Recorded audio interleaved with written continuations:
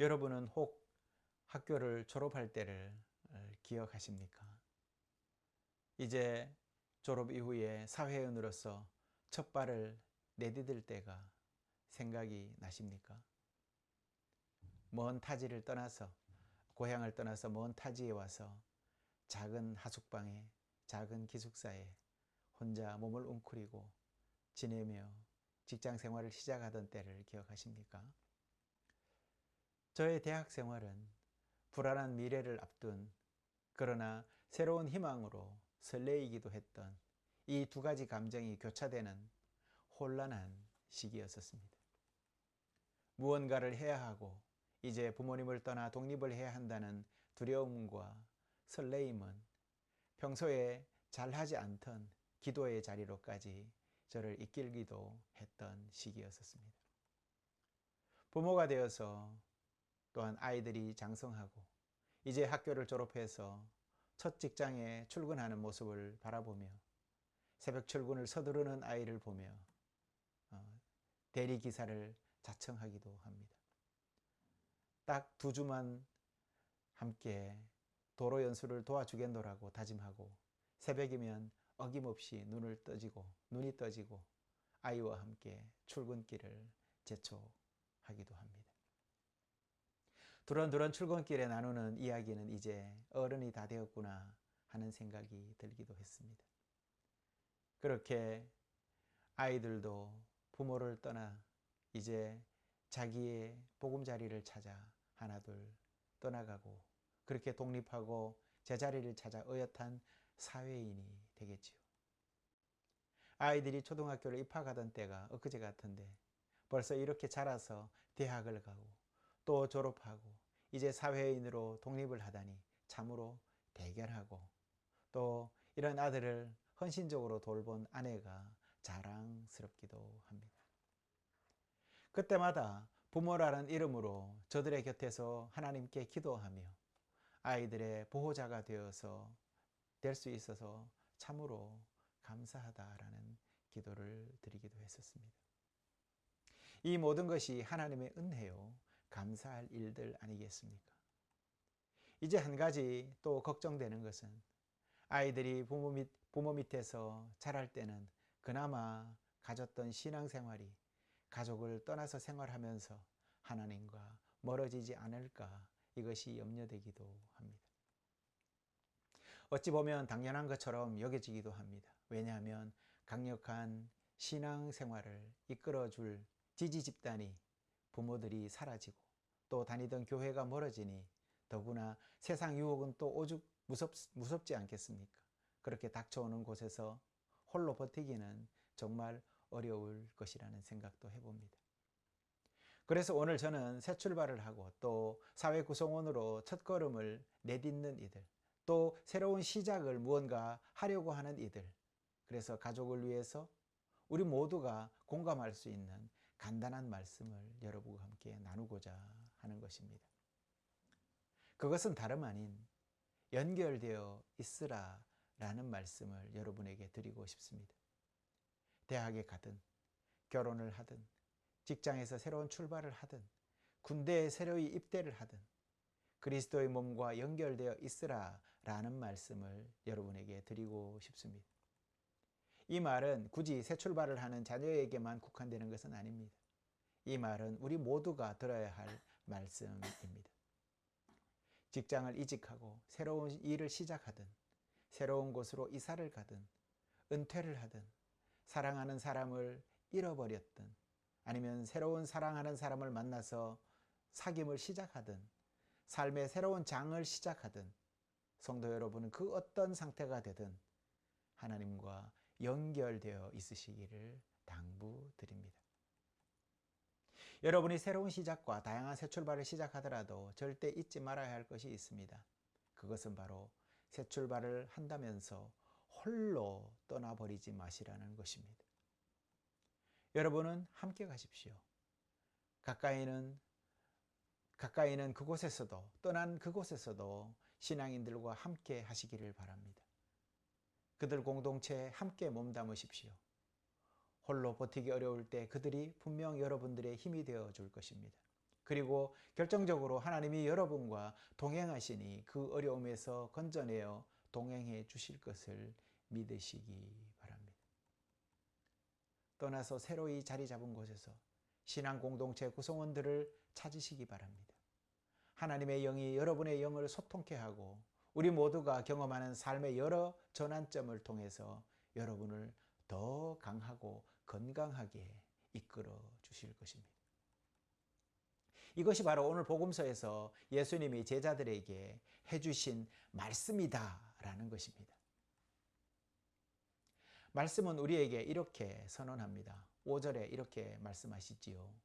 나는 포도나무요 너희는 가지라. 그가 내 안에 내가 그 안에 거하면 사람이 열매를 많이 맺나니 나를 떠나서는 너희가 아무것도 할 수 없음이라. 우리는 이 구절을 더 자세히 살펴보면서 주님께서 어떻게 말하고 계시는지를 우리가 묵상하고자 합니다. 그리고 나서 우리의 삶의 변화 속에서 그리스도의 몸, 곧 교회와 연결되어 있도록 도와줄 4가지 규칙을 제안하고자 합니다. 오늘 말씀은 이렇게 시작이 됩니다. 나는 참 포도나무요 내 아버지는 농부라 라고 하십니다. 이 말씀을 묵상하다가 보면 늘 느끼는 것은 참으로 이 말씀이 비유 혹은 시적으로 들린다 라는 느낌을 받는 것입니다. 그런데 이 말씀은 비유 그 이상의 의미가 분명 그 안에 담겨져 있습니다. 여러분, 구약에서 포도나무는 이스라엘을 가리킵니다. 이스라엘 백성을 상징하는 것이지요. 몇 구절을 예로 들어보면 이사야서 5장 7절에서는 이스라엘을 이렇게 비유합니다. 만군의 여호와의 포도원은 이스라엘 집이라 라는 말씀을 하고 있습니다. 예레미야서에서는 그러나 내가 너를 귀한 포도나무로 심었으니 온전히 참된 씨였도다 이렇게 또 말씀합니다. 호세아서 10장 1절에는 이렇게 기록되어 있습니다. 이스라엘은 열매를 맺는 우거진 포도나무이다. 시편 80편 8절에서 9절을 한번 보면 이렇게 또 기록되어 있습니다. 네가 애굽에서 포도나무를 가져와 국민들을 쫓아내고 그것을 심었다. 내가 그것을 위해 땅을 정리하였고 그것은 뿌리를 깊이 내리고 땅을 채웠다. 이 모든 것들은 다 이스라엘을 지칭하는 것입니다. 바로 포도나무를 이스라엘에 지칭한 것이죠. 그러니 오늘 예수님이 나는 참 포도나무이다 라고 말을 할 때 이 말을 듣는 사람들이 무엇을 떠올렸겠습니까? 당연히 이스라엘을 떠올렸겠지요.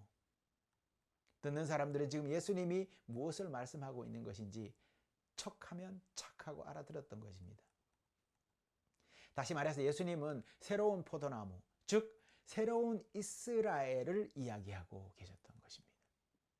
이제 하나님의 선택받은 백성들은 이스라엘을 넘어서서 예수 그리스도와 관계가 특히 그 가지에 붙어 있는 이들이 이스라엘이다 라고 말해주고 있는 것입니다.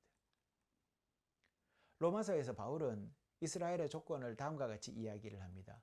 무릇 표면적 유대인이 유대인이 아니요 표면적 육신의 할례가 할례가 아니니라. 오직 이면적 유대인이 유대인이며 할례는 마음에 할지니 영에 있고 율법 조문에 있지 아니한 것이라. 그 칭찬이 사람에게서가 아니요 다만 하나님에게서니라 라고 로마서 2장 28절에서 29절에 말씀합니다. 마치 이런 겁니다. 교회에 다닌다고 해서 모두가 그리스도인이 아니다 라는 것이죠. 이것은 더 쉽게 여러분 우리 일상생활에서 설명을 드리면 여러분이 햄버거가 먹고 싶어서 그리고 맥도날드에 가면 여러분이 햄버거가 되지 않는 것과 같은 거라는 겁니다. 그렇다고 교회에 다니는 것이 중요하지 않다라는 말이 아닙니다. 교회에 다니는 것이 중요한 이유는 그것이 여러분을 하나님의 사람으로 더 깊이 알고 예수 그리스도와 더 가까운 관계로 이끌어주기 때문이다 라는 것이죠. 다르게 말하자면 단순히 교인 명부에 교인 명단에 이름이 올라 있는 것만으로는 충분하지 않다라는 것입니다. 구원의 기쁨은 하나님의 임재를 알았을 때에 오는 것이지요. 여러분, 죄가 용서받았다고 믿고 모든 상황과 환경에서 하나님이 여러분과 함께 하시며 또 여러분이 혼자가 아니라는 확신을 가질 때라야 비로소 경험할 수 있는 것이다 라는 것입니다. 그것이 구원의 기쁨이죠. 교회를 다닌다고 해서 구원의 기쁨이 자동으로 생기는 것은 아니라는 말입니다. 하지만 예수님 활동 당시에 유대인들은 이스라엘이라는 이름을 가졌지만 그 정신은 갖지 못했었습니다. 마찬가지로 교회는 예수 그리스도의 이름을 대신하고 있습니다. 하지만 중요한 것은 우리가 얼마나 그분을 구세주로 알고 믿느냐 하는 문제는 별개라는 것이지요. 여러분은 그분의 가르침을 듣고 따르면서 그분과의 사귐 안에서 동행하고 있습니까? 그분은 참 포도나무이시며 우리와 하나님의 언약의 뿌리가 되십니다. 그분은 우리가 하나님과 서로 연결될 수 있는 연결고리 역할을 해주십니다. 그분은 우리 마음을 그리스도의 사랑 안에서 함께 묶어서 매듭지어 주시는 분이십니다. 예수님께서 말씀하십니다. 나는 참 포도나무이다. 그리고 이어서 다시 말씀하십니다. 내 아버지는 농부다. 너희는 포도나무고 나는 농부다. 분명히 포도나무를 가꾸는 일은 가지들을 다듬는 것입니다. 저는 과수원 아들로 태어났지만 이 과수원 일에 대해서는 잘 모릅니다. 제가 이해하기로는 가지를 다듬는 것은 식물을 더 건강하고 성장을 돕기 위한 것이라고 알고 있습니다. 죽은 가지들은 건강한 가지들이 자라는데 방해가 되고 너무 많은 가지들이 또 뻗어나가면 식물의 영양분을 빼앗아서 굵은 가지가 자라지 못한다고 합니다. 결국 나무들은 잔가지만 계속 무성하게 뻗어나가게 되고 열매도 이렇게 큰 열매, 튼실한 열매를 많이 맺지 못하게 된다라고 합니다. 따라서 농부들은 가지치기를 통해서 건강한 가지들이 더 강해지고 열매를 많이 맺도록 돕습니다. 저는 나무 자르는 일이 그리 즐겁지는 않습니다. 겨우내 나무들이 어떻게 요번에 보면 올해 봄에 보니까 굉장히 잘 자랐더라고요. 그래서 참으로 이 나무들이 잘 자랐구나, 겨울을 잘 버텼구나 이런 생각을 하게 되었습니다. 그래서 겨우내 자라서 무성해진 화초들을 싹둑싹둑 잘라버리는 것이 아깝기도 하고 이래도 되나 싶어서 망설여지기도 해서 그냥 내버려 두었습니다. 그래서 시골에서 부모님이 올라오셨을 때가 있었습니다. 저희 모친 권사님이 잘 잘라주시고 또 그렇게 알려주시는 대로 제가 전지가위로 잘라서 지금은 깔끔하게 정리가 되어 있습니다. 하지만 잎이 푸른 가지를 잘라내는 것이 마냥 즐겁기만 한 것은 아니었습니다. 왜냐하면 한번 자라는 가지를 잘라내면 그 가지가 곧 시들어서 죽게 될 것을 알기 때문입니다. 이런 생각을 하게 됩니다. 우리가 예수 그리스도의 건강한 가지가 되도록 하나님이 우리를 다듬으실 때에 하나님께서 혹 슬퍼하시지는 않을까, 제 마음과 같이. 여기서 우리는 좀 조심해야 될 부분이 하나 있습니다. 하나님이 우리에게 의도적으로 아픔을 주시거나 고통을 주신다고 생각하는 것은 사실 바람직하지 않습니다. 성경에 이렇게 말씀하셨습니다. 그분께서는 기꺼이 괴롭히지 않으시며 우리 사람들의 자녀들을 슬프게 하지 않으신다라고 예레미야 애가에서 말씀하고 계십니다. 동시에 하나님께서는 우리가 고통받는 것을 허락하시기도 하신다라는 것이죠. 우리는 지난 주간에 세월호 10주기를 맞이했습니다. 당시 어린 자녀들을 잃고 힘들어하는 가족들에게 한번 물어보십시오. 여전히 그때 그 상처가 그대로 살아있다는 것을 또 우리는 알 수 있습니다. 그러니 그리스도인이라고 비극과 슬픔과 애도하는 마음이 면역력이 생긴다라고 착각해서는 안 됩니다. 똑같습니다. 똑같이 아픔이 여전히 10년 전의 아픔이 어제의 아픔과 같이 아픈 것입니다. 그렇다면 이런 상황에서 하나님은 어떤 역할을 하시는 걸까요? 개인적으로 저는 하나님이 우리의 고통 속에서 동정심을 가지고 계시고 우리와 함께 계신다고 말씀을 드리고 싶습니다. 그리고 현재 당하고 있는 고통 너머를 볼 수는 없지만 믿을 수 있는 더 큰 계획이 분명히 있다라고 말씀드리고 싶습니다. 그렇기 때문에 하나님을 사랑하는 자, 곧 그 뜻대로 부르심을 받은 자에게는 모든 것이 협력하여 선을 이룬다라고 말씀하는 것 아니겠습니까? 성경은 말씀합니다. 모든 것, 즉 고통스러운 것뿐만 아니라 즐거운 것 또한 모든 것이 되는 것입니다. 그러니 그 모든 것 안에서 선을 이루시는 분이시다라는 것이죠. 결론적으로 가지치기라는 것은 식물을 건강하게 만드는 것입니다.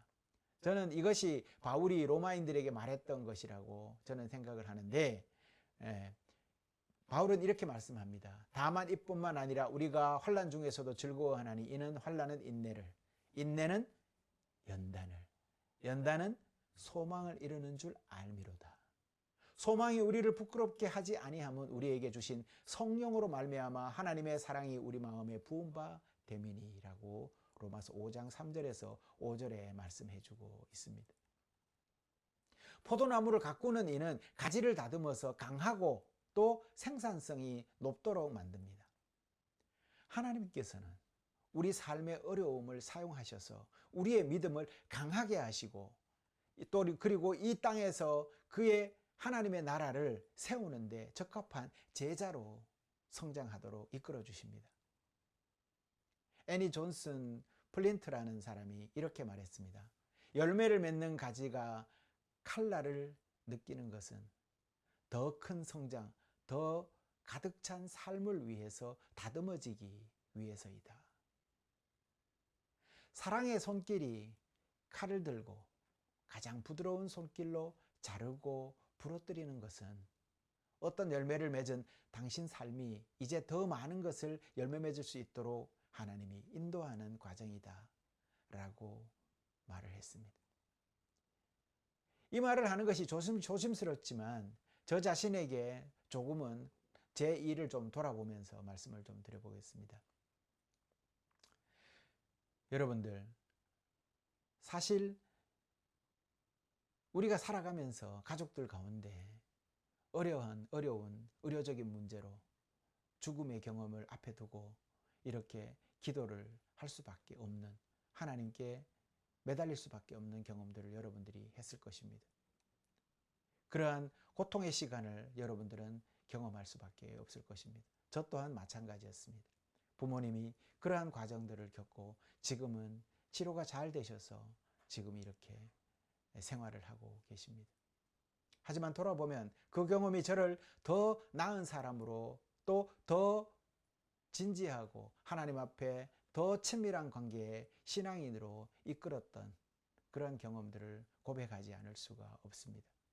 제 눈을 열고 비슷한 경험을 한 사람에게 이제는 저의 조언을 그들에게 나눠줄 수 있는 그런 정도로 신앙이 성숙했다라는 것을 부인할 수가 없습니다. 하나님은 우리의 신앙을 성장시키고 우리로 하여금 예수 그리스도의 더 성숙한 제자가 되게 하기 위해서 삶의 고난을 사용하십니다. 예수님께서는 이렇게 말씀하셨습니다. 내 안에 거하라. 나도 너희 안에 거하리라. 내가 포도나무에 붙어 있지 아니하면 스스로 열매를 맺을 수 없음 같이 너희도 내 안에 있지 아니하면 그러하리라. 나는 포도나무여 너희는 가지라. 그가 내 안에 내가 그 안에 거하면 사랑의 열매를 맺나니 나를 떠나서는 너희가 아무것도 할 수 없음이라.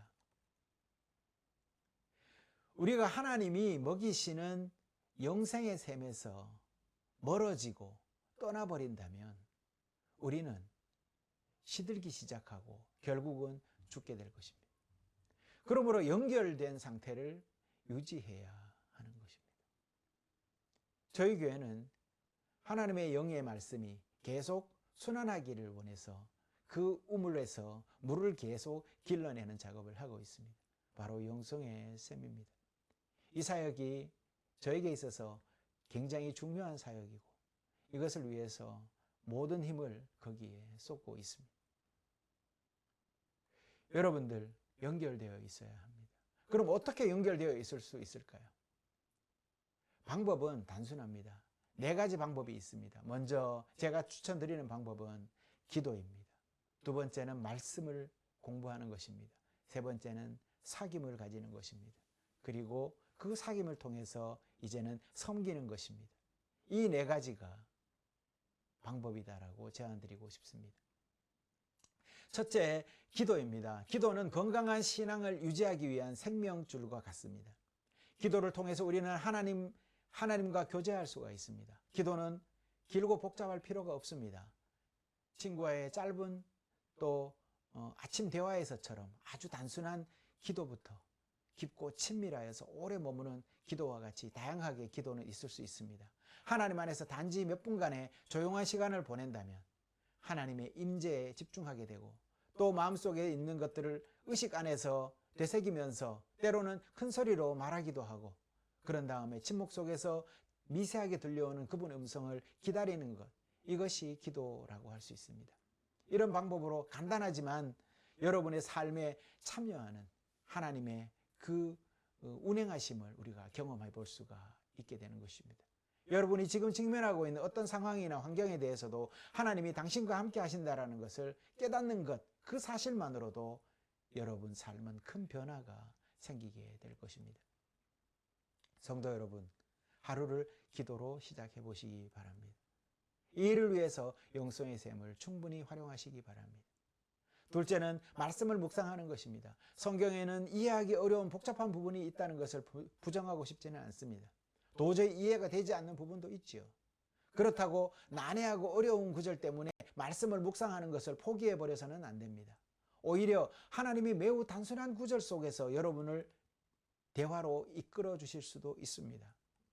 그러니 여러분들은 편하게 말씀을 대하십시오. 이제 말씀을 묵상할 때 의무감이나 책임감에서 읽기보다는 오히려 영적 감흥과 즐거움을 위해서 성경을 읽으라고 권해드리고 싶습니다. 예를 들어서 여러분이 읽기 쉬운 구절을 찾아서 그냥 편하게 읽어보십시오. 그 말씀이 분명 여러분에게 위안과 힘을 더해 줄 것입니다. 성경을 두고 여러분이 굳이 학자가 되어서 깊이 연구하려고 할 필요는 없습니다. 그것은 목회자가 하면 될 일입니다. 그리고 하루 종일 성경을 끼고 살 필요도 없습니다. 그럴 필요할 때 잠시 성경책을 펼치는 것만으로도 좋습니다. 이해가 안 갈 때는 다른 페이지로 그냥 넘어가십시오. 혹은 다른 책으로 넘어가십시오. 저는 집에서 여러 권의 성경책이 있습니다. 아직도 시골집에 가면 제가 학창시절에 보던 성경책이 그대로 보관되어 있습니다. 가끔 그 성경책을 펼쳐볼 때면 유독 형광펜으로 줄을 많이 그어놓은 그 구절을 보게 됩니다. 아마 제가 그 구절에서 하나님의 움직이심을 발견하고 영적 위로나 즐거움을 얻었던가 봅니다. 그냥 그런 곳을 펼쳐서 읽으십시오.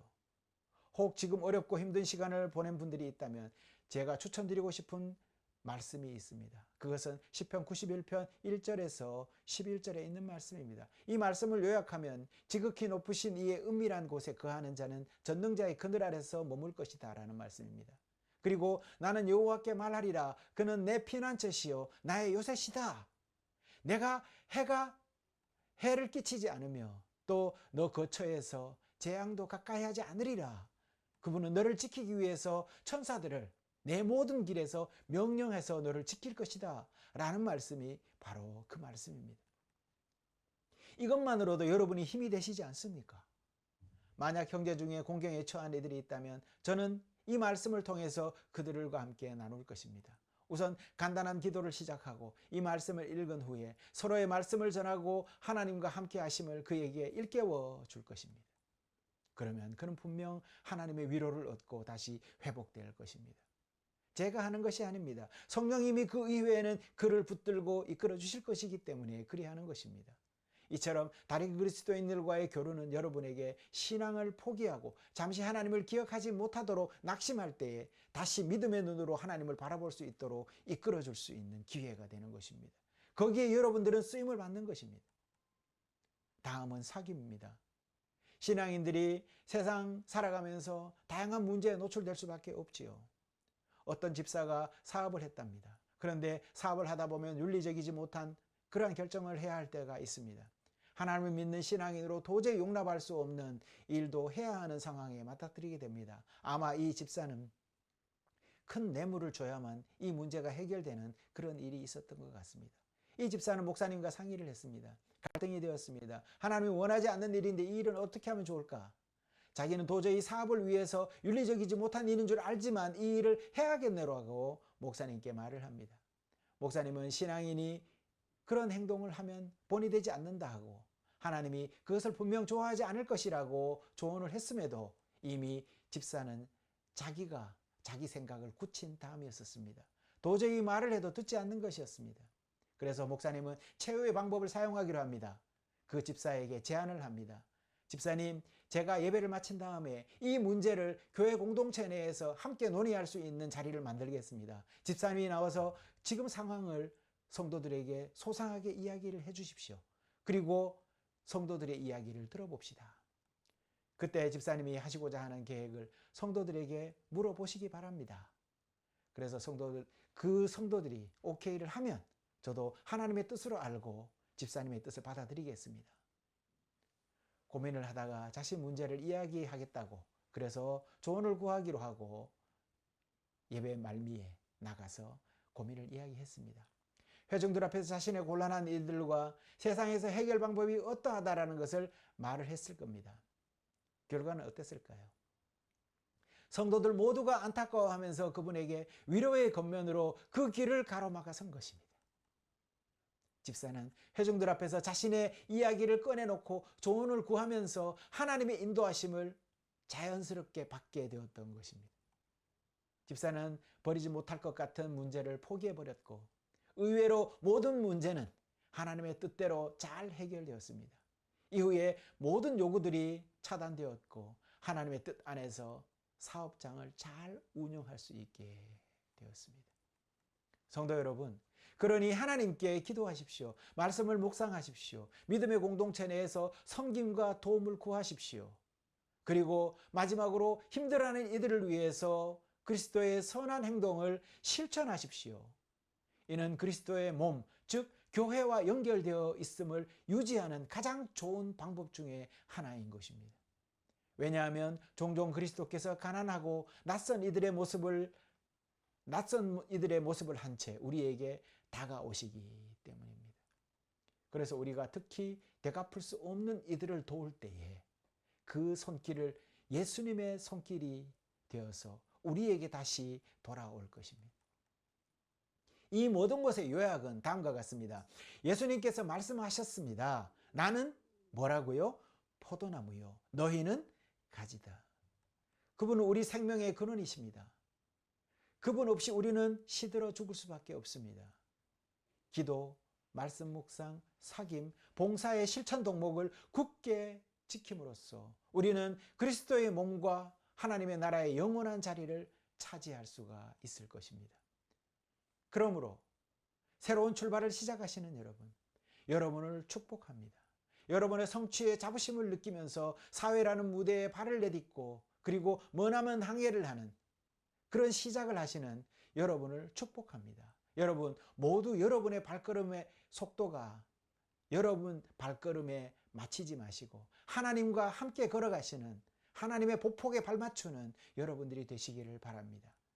그분 안에 뿌리 내려서 그분 가지에 붙어서 그분 공급하시는 사랑과 은총을 식량 삼아서 그렇게 성장하시는 모든 분들 되시기를 바랍니다. 오늘 여러분을 위한 제 기도 그리고 매일 여러분 모두를 위한 제 기도는 단순합니다. 바로 여러분이 지금도 그리고 앞으로도 항상 예수 그리스도와 연결되어 있기를 바라는 그것이 제 기도인 것입니다. 여러분이 걸어가실 아름다운 발걸음 그 위에 성부와 성자와 성령님이 부으시는 무한한 은총이 영원히 함께 하시기를 바랍니다. 여러분의 삶을 축복드립니다. 너희는 가지, 나는 포도나무, 나는 농부라. 가지는 포도나무에 붙어 있어야 합니다. 기도하시겠습니다.